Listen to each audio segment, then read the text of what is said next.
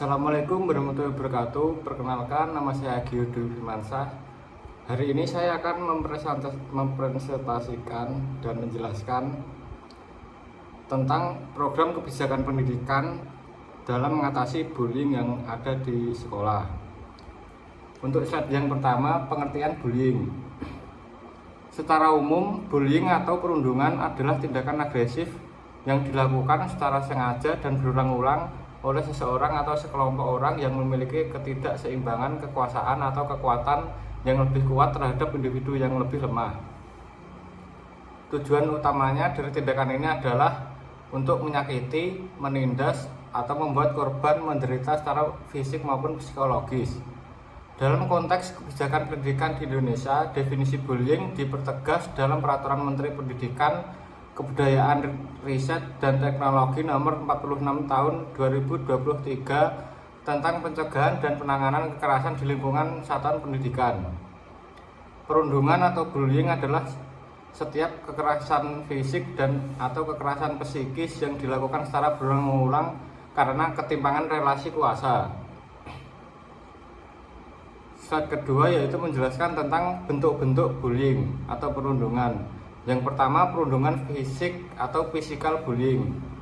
Perundungan fisik adalah bentuk yang paling mudah dikenali karena melibatkan kontak fisik dan merusak barang milik korban.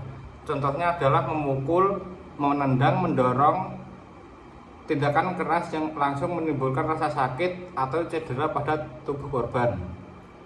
Yang kedua, perundungan verbal atau verbal bullying. Perundungan verbal menggunakan kata-kata untuk menyakiti dan merendahkan martabat korban. Ini seringkali merupakan bentuk yang paling umum terjadi. Contohnya mengejek, memberikan panggilan yang bersifat merendahkan, menghina atau mempermalukan korban seringkali terkait fisik, ras, agama, atau status sosial. Yang ketiga, perundungan sosial atau relasional bullying. Perundungan sosial bertujuan untuk merusak status sosial, hubungan pertemanan, dan reputasi korban di lingkungan pergaulan. Contohnya adalah pengucilan, secara sengaja dan berulang-ulang mengabaikan atau tidak mengizinkan korban untuk bergabung dalam suatu kelompok atau kegiatan. Yang keempat adalah perundungan cyber atau cyberbullying. Cyberbullying menggunakan teknologi digital seperti internet, media sosial, atau pesan teks yang menyakiti, mengancam atau mempermalukan korban. Contohnya adalah penyebaran konten pribadi, menyebarkan foto, video, atau informasi pribadi korban. Untuk slide yang ketiga adalah 3 elemen kunci bullying. Yang pertama, kesengajaan. Ini adalah niat sadar dari pelaku untuk menyakiti, mengganggu, atau menimbulkan penderitaan pada korban. Tindakan bullying bukanlah kecelakaan, salah paham, atau perilaku agresif yang terjadi karena emosi sesaat. Pelaku bermaksud untuk menindas, menghina, atau mengancam. Jika suatu tindakan menyakiti tetapi terjadi murni karena kecelakaan atau tidak disengaja, itu dianggap tidak bullying. Yang kedua, pengulangan atau repetition. Perilaku agresif tersebut terjadi secara berulang-ulang dari waktu ke waktu. Bullying adalah pola perilaku, bukan insiden tunggal. Meskipun satu kali tindakan yang sangat parah, misalnya penyerangan fisik yang traumatis, bisa dikategorikan sebagai kekerasan untuk disebut bullying. Tindakan harus terjadi lebih dari satu kali, yang menunjukkan bahwa korban terus-menerus menjadi target. Yang ketiga, ketidakseimbangan kekuatan. Adanya perbedaan atau ketimpangan dalam relasi kuasa atau kekuatan antara pelaku dan korban, di mana pelaku merasa lebih kuat atau dominan. Yang slide keempat adalah cara mengatasi bullying. Cara mengatasi bullying harus melibatkan semua pihak dan berfokus pada 3 langkah utama. Yang pertama, pencegahan, menciptakan lingkungan aman. Sekolah memberikan peraturan anti-bullying yang tegas dan konsisten, dan memberi edukasi, sosialisasi masif tentang apa itu bullying, dampaknya, dan pentingnya empati kepada seluruh warga sekolah atau komunitas. Yang kedua, intervensi atau tindakan cepat saat terjadi. Hentikan segera. Saksi atau orang dewasa wajib menghentikan tindakan bullying saat itu juga dan memisahkan pelaku dan korban. Dan laporkan korban didorong untuk segera melapor kepada orang dewasa yang dipercaya. Yang ketiga, penanganan atau pemulihan perubahan perilaku. Untuk korban, berikan dukungan psikologis dan konseling untuk pemulihan trauma. Dan untuk pelaku, berikan sanksi yang bersifat mendidik, bukan sekedar menghukum, serta konseling untuk mengubah perilaku dan menanamkan rasa tanggung jawab. Yang slide kelima, contoh kasus bullying perundungan siswa SMPN di Blitar saat MPLS. Perundungan yang menimpa seorang siswa SMP Negeri 3 Doko, Blitar, Jawa Timur memicu keprihatinan luas. Korban berinisial WV, umur 12 tahun, siswa baru kelas 8 dikeroyok oleh puluhan siswa lain saat kegiatan masa pengenalan lingkungan sekolah pada Jumat 18 bulan 7 2025 hingga mengalami trauma fisik dan psikologis.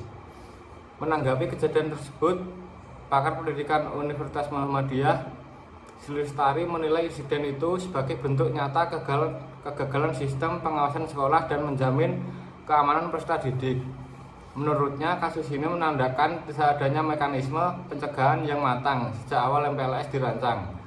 Sekolah seharusnya mampu memetakan potensi adanya perundungan lebih dini. Pencegahan seharusnya menjadi langkah awal bahkan sejak hari pertama MPLS. Ia menjelaskan bahwa perundungan adalah persoalan kompleks yang harus ditangani secara menyeluruh sebelum, saat, dan setelah kejadian.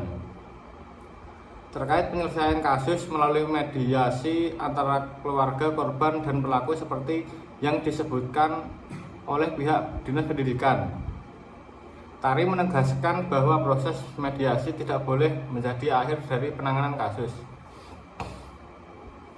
Untuk yang slide ke-6, dampak serius pada korban bullying.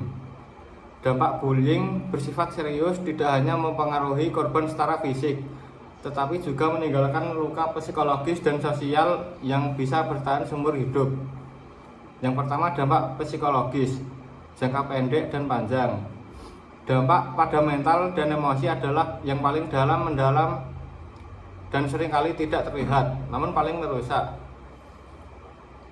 Depresi dan kecemasan. Korban sering mengalami gejala depresi, kehilangan minat, kesedihan mendalam, dan kecemasan tinggi, terutama saat berada di lingkungan yang diasosiasikan dengan pelaku, misalnya sekolah. Yang kedua, dampak akademik dan pendidikan. Bullying secara langsung mengganggu proses belajar mengajar korban. Penurunan prestasi, konsentrasi belajar terganggu karena pikiran korban dipenuhi rasa takut, khawatir, atau memikirkan cara menghindari pelaku. Yang ketiga, dampak fisik dan kesehatan. Meskipun bullying tidak selalu fisik, stres yang ditimbulkannya dapat memanifestasi dalam bentuk penyakit fisik. Contohnya cedera fisik. Tentu saja bullying fisik dapat menyebabkan luka ringan, memar, hingga cedera parah seperti patah tulang atau gagal otak, bahkan kematian. Yang keempat, dampak sosial. Bullying merusak kemampuan korban untuk bersosialisasi dan membangun hubungan yang sehat. Kesulitan membangun hubungan baru di masa dewasa. Trauma bullying dapat membuat korban sulit mempercayai orang lain, takut dihakimi, atau kesulitan membangun hubungan intim yang sehat. Yang slide ke-7 membahas tentang ada sanksi hukum yang tegas untuk bullying. Yang pertama, Undang-Undang Perlindungan Anak. Undang-Undang Nomor 35 Tahun 2014. Pasal yang dilanggar pasal 76C, yaitu larangan melakukan kekerasan terhadap anak. Sanksi pidana penjara maksimum 3 tahun 6 bulan dan atau denda pasal 80 ayat 1. Hukuman diperberat jika korban luka berat atau meninggal. Yang kedua, Kitab Undang-Undang Hukum Pidana atau KUHP. Pasal yang dilanggar pasal 351 penganiayaan, pasal 310 pencemaran nama baik, atau pasal 311 atau fitnah. Yang slide terakhir, pelajaran yang bisa kita ambil dari kasus bullying. Pelajaran yang bisa diambil dari kasus bullying sangat penting bagi individu, keluarga, dan institusi.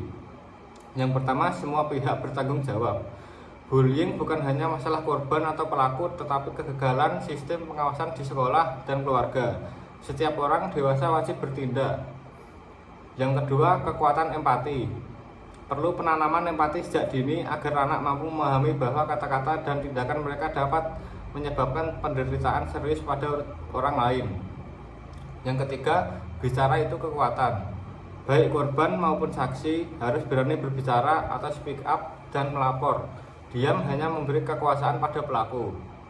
Yang keempat, dampak jangka panjang.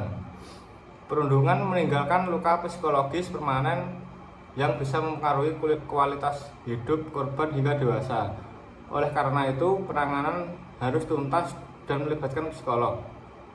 Dan yang terakhir, pentingnya keadilan restoratif.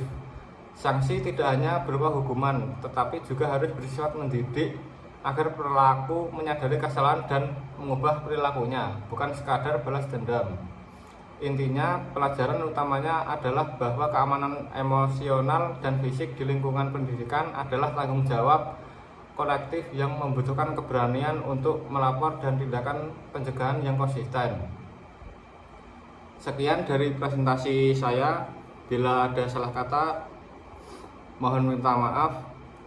Wassalamualaikum warahmatullahi wabarakatuh.